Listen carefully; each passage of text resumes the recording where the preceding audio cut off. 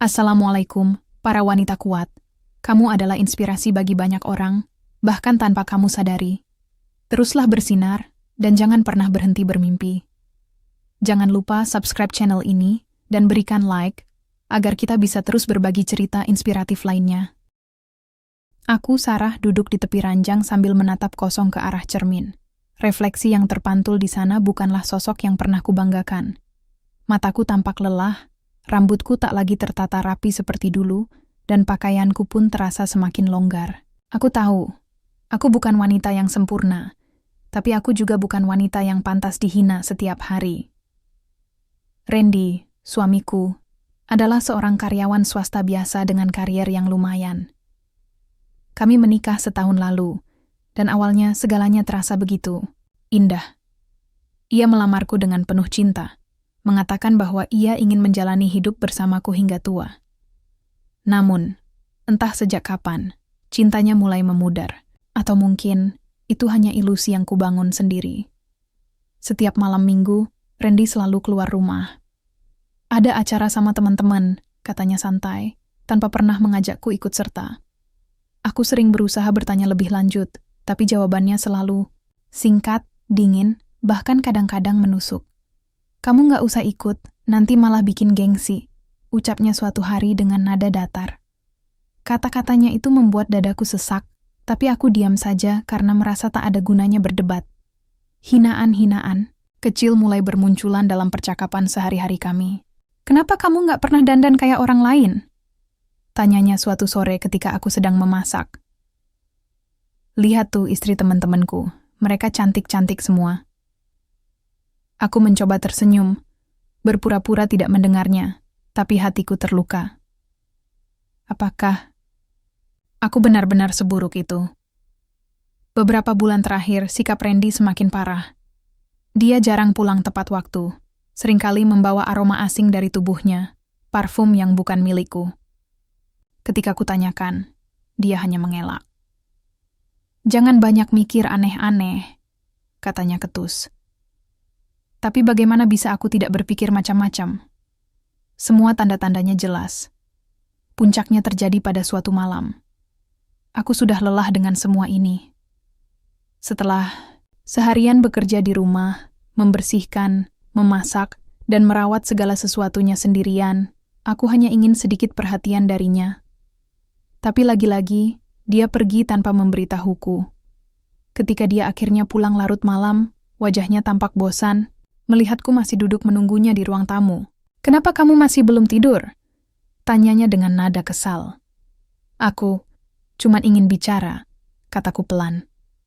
"Bicara apa? Kamu nggak lihat aku capek?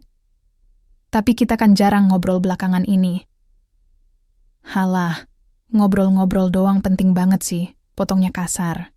"Mending kamu fokus aja urus dirimu sendiri, biar nggak kelihatan kayak gitu." Kalimat terakhirnya itu menjadi pukulan telak untukku. Seperti sebuah tombak yang menusuk langsung ke jantungku. Aku tidak tahu harus berkata apa lagi. Malam itu, aku memutuskan untuk pergi tidur dengan air mata yang tak bisa kubendung.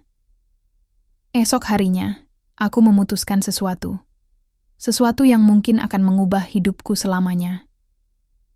Aku menghadap Randy saat sarapan pagi. Wajahnya tampak datar seolah tak peduli dengan apa yang akan kukatakan. "Randy," panggilku pelan. "Aku mau cerai." Dia menatapku sejenak, lalu menyeringai. "Serius? Akhirnya kamu juga mikir begitu ya? Sudah lama aku pengen bilang hal yang sama." Hatiku remuk mendengar jawabannya. Bukan karena aku masih mencintainya, tapi karena sikapnya yang begitu dingin dan tanpa penyesalan. Dia bahkan tidak mencoba membujukku atau mempertahankan pernikahan kami. "Baiklah kalau begitu," kataku dengan suara gemetar. "Aku akan mengurus surat-suratnya." Dan begitulah, pernikahan kami berakhir tanpa drama besar. Hanya ada kehampaan yang menyelimuti hatiku. Aku meninggalkan rumah itu dengan satu keyakinan. Aku harus bangkit dari semua ini. Aku tidak akan membiarkan Randy atau siapapun meremehkanku lagi. Perceraian itu terjadi lebih cepat dari yang kubayangkan. Prosesnya berjalan lancar, meskipun hatiku masih terasa kosong dan rapuh. Setelah meninggalkan rumah yang dulu kami tinggali bersama, aku pindah ke sebuah apartemen kecil di pinggir kota. Tempat itu sederhana, tapi cukup untukku sendiri. Untuk pertama kalinya dalam hidupku, aku merasa bebas. Bebas dari hinaan, bebas dari penilaian buruk Randy, dan bebas untuk memulai hidup baru. Namun, kebebasan itu tidak datang tanpa tantangan. Aku tahu aku harus mandiri secara finansial. Selama ini, aku hanya mengandalkan penghasilan Randy, dan sekarang aku harus mencari cara untuk bertahan hidup. Aku mulai melamar pekerjaan di berbagai tempat, meskipun awalnya banyak yang menolak, karena kurangnya pengalaman kerja formal. Tapi aku tidak menyerah. Aku yakin, jika aku terus berusaha, pasti ada jalan. Akhirnya, setelah beberapa minggu mencoba, aku diterima bekerja sebagai staf administrasi di sebuah perusahaan swasta. Kantor itu tidak terlalu besar, tapi lingkungannya cukup nyaman. Bosku adalah seorang wanita paruh baya bernama Bulina yang sangat baik dan suportif. Ia memberiku kesempatan untuk belajar dan berkembang, meskipun aku masih pemula di dunia kerja. Di kantor itulah aku bertemu dengan Kendra. Dia adalah salah satu manajer muda di perusahaan, tampan, ramah, dan memiliki aura positif yang membuat semua orang nyaman di dekatnya. Awalnya, hubungan kami hanya sebatas profesional. Kendra sering membantuku memahami tugas-tugas administrasi yang kadang membuatku bingung. Dia sabar menjelaskan semuanya, tanpa pernah menghakimi atau meremehkan.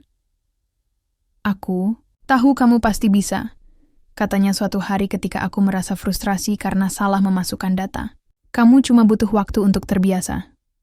Ucapannya itu membuatku tersenyum. Rasanya sudah lama sekali aku tidak mendengar kata-kata penyemangat seperti itu. Sejak cerai dari Randy, aku jarang mendapat dukungan dari siapapun.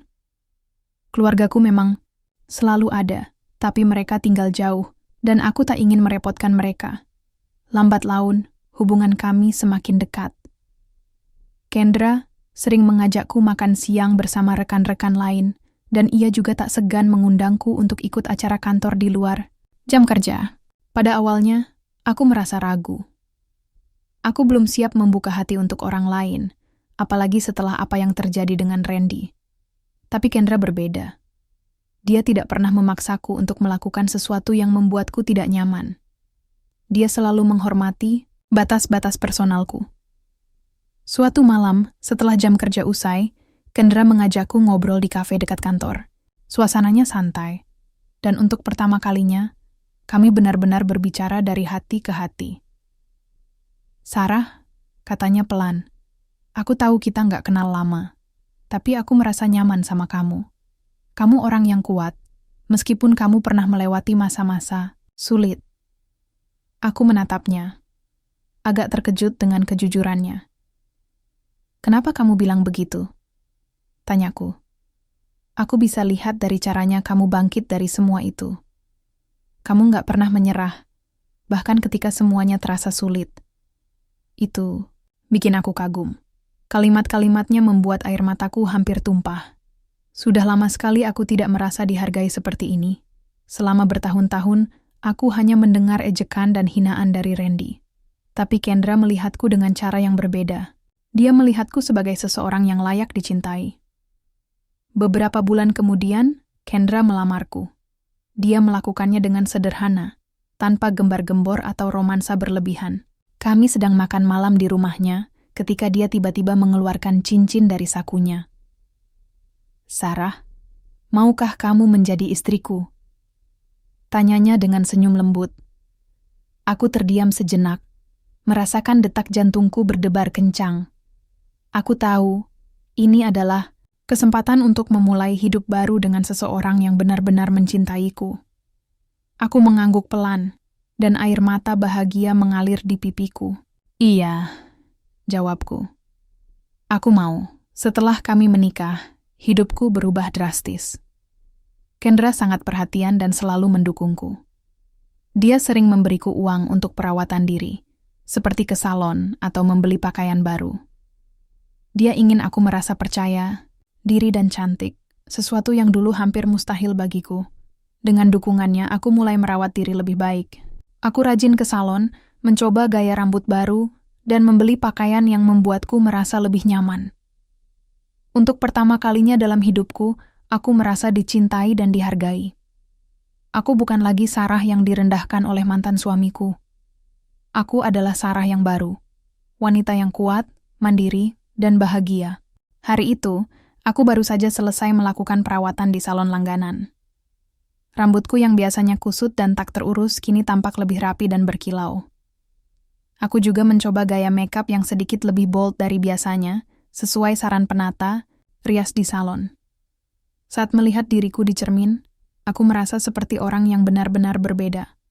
Lebih percaya diri, lebih cantik, dan lebih bahagia. Kendra selalu mengatakan bahwa aku pantas mendapatkan semua hal baik dalam hidup ini. Kata-katanya sering terngiang di telingaku, membuatku semakin yakin bahwa aku layak dicintai dan dihargai. Setelah bertahun-tahun direndahkan oleh Randy, aku akhirnya menemukan kebahagiaan sejati bersama Kendra. Tapi hari itu, tanpa aku duga, masa laluku tiba-tiba muncul kembali. Aku sedang berjalan pulang menuju halte bus dekat salon ketika mataku menangkap sosok yang sangat kukenal. Di sana, duduk di bangku halte dengan pakaian yang tampak kusut dan wajah lelah, adalah Randy, mantan suamiku. Aku hampir tidak percaya apa yang kulihat. Dia tampak jauh berbeda dari dulu. Dulu, dia selalu tampil rapi dan percaya diri, tapi sekarang dia terlihat begitu kusam dan lesu, seperti orang yang kehilangan arah. Randy belum menyadariku. Dia hanya duduk diam, memandangi jalanan dengan tatapan kosong. Namun, ketika aku berdiri di dekat halte untuk menunggu bus, dia akhirnya menoleh dan melihatku. Matanya melebar sejenak, seperti tak percaya bahwa aku benar-benar ada di sana. Sarah, panggilnya ragu-ragu. Aku mengangguk pelan, meskipun hatiku dipenuhi perasaan campur aduk. Ya, aku. Dia berdiri dari tempat duduknya dan mendekatiku.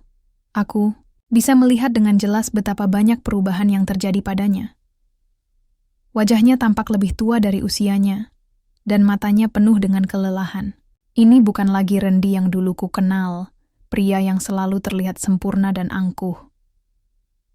Kamu sudah berubah, katanya setelah beberapa saat terdiam. Kamu terlihat beda, lebih baik.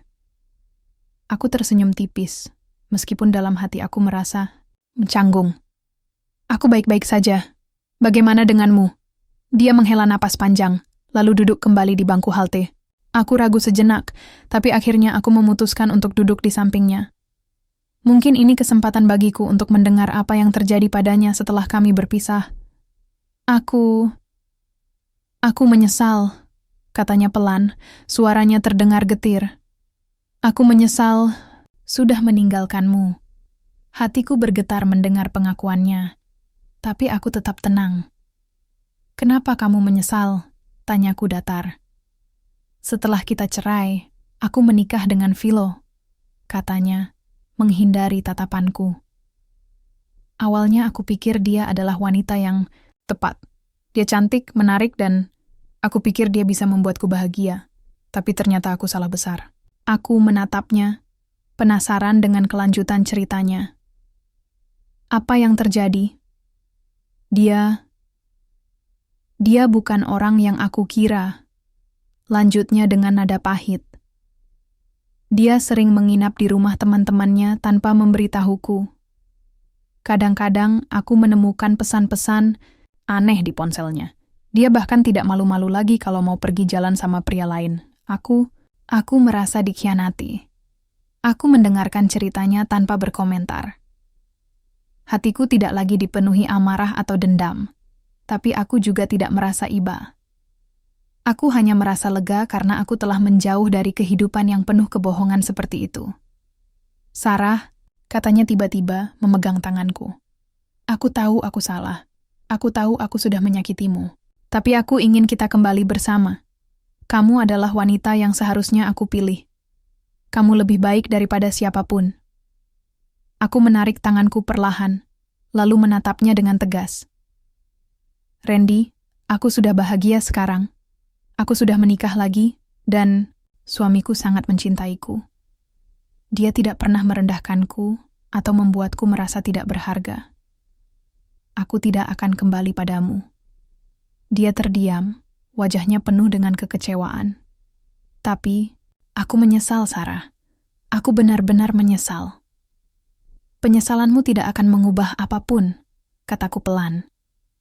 Aku sudah menemukan kebahagiaanku sendiri. Kamu harus belajar bertanggung jawab atas pilihanmu. Philo adalah pilihanmu, bukan aku. Bus yang kutunggu akhirnya tiba. Aku berdiri, menatap Randy untuk terakhir kalinya. Selamat tinggal, Randy. Semoga kamu bisa menemukan kebahagiaanmu sendiri. Tanpa menoleh lagi, aku naik ke bus dan meninggalkannya di halte itu. Hatiku terasa ringan, seperti beban besar yang selama ini menghantuiku akhirnya terangkat. Aku tidak lagi merasa sakit hati atau marah. Aku hanya merasa lega karena aku telah membuktikan bahwa aku bisa hidup lebih baik tanpanya. Bus yang membawaku menjauh dari halte itu terasa seperti simbol perjalanan hidupku yang baru. Aku duduk di kursi dekat jendela, memandangi pemandangan kota yang bergerak cepat di luar sana. Pikiranku dipenuhi oleh percakapan singkat namun penuh makna antara aku dan Randy. Kata-katanya masih terngiang di telingaku, penyesalannya, permintaan maafnya, dan harapannya agar aku mau kembali padanya. Namun, hatiku tidak lagi tergoyahkan. Setelah semua yang telah kulalui, aku tahu bahwa penyesalan, Randy datang terlalu terlambat. Ia telah membuat pilihannya sendiri ketika ia meninggalkan aku untuk Philo, dan sekarang ia harus menghadapi konsekuensinya. Aku tidak akan kembali ke masa lalu yang menyakitkan hanya karena ia merasa menyesal. Ketika sampai di rumah, Kendra sudah menunggu di ruang tamu. Dia tampak tersenyum lembut saat melihatku masuk. "Hai sayang," sapanya dengan nada hangat. "Bagaimana hasil salonnya?" Aku melemparkan senyum kecil ke arahnya, lalu duduk di sofa di sebelahnya. "Hasilnya bagus," kataku pelan. "Tapi, ada sesuatu yang ingin aku ceritakan." Kendra langsung menatapku dengan penuh perhatian. "Ada apa?" "Kamu kelihatan sedikit tegang." Aku mengambil napas dalam-dalam, lalu mulai menceritakan pertemuanku dengan Randy di halte bus. Aku memberitahunya tentang kondisi Randy yang tampak begitu kusam dan lesu. Tentang pengakuannya bahwa ia menyesal telah meninggalkanku. Dan tentang permintaannya agar aku kembali padanya. Kendra mendengarkan dengan tenang tanpa menyela. Ketika aku selesai bercerita, dia hanya tersenyum tipis. "Jadi, apa yang kamu rasakan?" Tanyanya pelan. "Aku lega," jawabku jujur. "Aku tidak merasa marah atau dendam lagi. Aku hanya merasa kasihan padanya. Tapi aku juga yakin bahwa aku tidak akan pernah kembali padanya. Aku sudah bahagia bersamamu, Kendra. Kamulah orang yang tepat untukku." Kendra menggenggam tanganku erat-erat. "Aku bangga padamu, Sarah. Kamu sudah melewati banyak hal, tapi kamu tetap kuat. Kamu sudah membuktikan bahwa kamu bisa hidup lebih baik tanpa dia." Ucapannya membuat air mataku hampir tumpah. Selama ini, aku selalu merasa takut bahwa aku tidak cukup baik, tidak cukup cantik, atau tidak cukup layak untuk dicintai. Tapi Kendra selalu melihatku dengan cara yang berbeda. Dia melihatku sebagai wanita yang kuat, mandiri, dan pantas mendapatkan cinta. "Terima kasih, Kendra," kataku dengan suara bergetar. "Kalau bukan karena kamu, mungkin aku tidak akan bisa sekuat ini." Dia tersenyum lembut, lalu menarikku ke dalam pelukannya. "Kamu sudah melakukan semuanya sendiri, Sarah. Aku hanya ada di sini untuk mendukungmu. Kamu adalah wanita yang luar biasa, dan aku sangat bersyukur bisa menjadi bagian dari hidupmu." Setelah beberapa saat berpelukan, aku mulai merenung tentang perjalanan hidupku selama ini. Dulu, aku adalah wanita yang direndahkan oleh mantan suamiku. Aku merasa tidak berharga, tidak dicintai, dan tidak dihargai. Tapi sekarang, aku telah berubah. Aku telah menemukan kekuatanku sendiri, dan aku telah menemukan seseorang yang benar-benar mencintaiku apa adanya. Randy mungkin menyesali pilihannya, tapi itu tidak akan mengubah apapun. Aku sudah memilih jalan hidupku sendiri, dan aku bangga dengan keputusan yang telah aku buat. Aku tidak akan pernah kembali ke masa lalu yang menyakitkan. Aku sudah menemukan kebahagiaanku sendiri.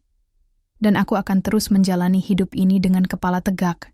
Hari-hari berikutnya berjalan seperti biasa.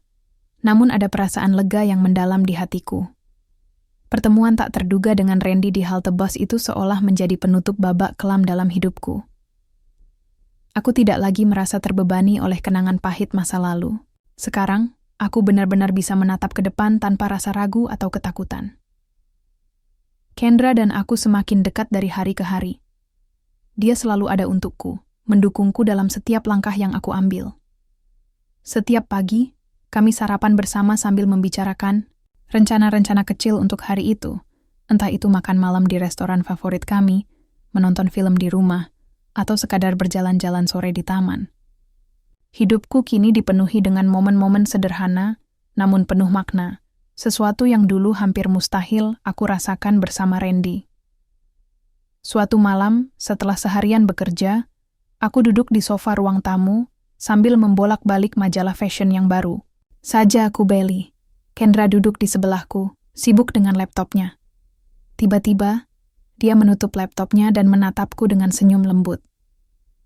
"Sarah," katanya pelan, "aku ingin mengajakmu liburan akhir pekan ini. Bagaimana kalau kita pergi ke pantai? Cuma kita berdua." Aku tersenyum lebar mendengarnya. Tentu saja, itu ide yang bagus. Akhir pekan pun tiba. Kami berangkat ke pantai di pagi hari, saat matahari baru saja mulai naik. Udara segar dan angin laut yang menyapu wajah membuatku merasa begitu hidup. Kami berjalan di tepi pantai, meninggalkan jejak kaki di pasir putih yang lembut. Suara ombak yang bergulung-gulung memberikan ketenangan yang sulit dideskripsikan dengan kata-kata. "Kamu tahu," kata Kendra sambil menggenggam tanganku erat. "Aku sangat bersyukur bisa bertemu denganmu. Kamu adalah wanita terbaik yang pernah aku kenal." Aku menatapnya, merasakan hangat cintanya mengalir melalui tatapannya. "Aku juga bersyukur bertemu denganmu, Kendra. Kamu telah mengubah hidupku. Kamu membuatku merasa dicintai dan dihargai."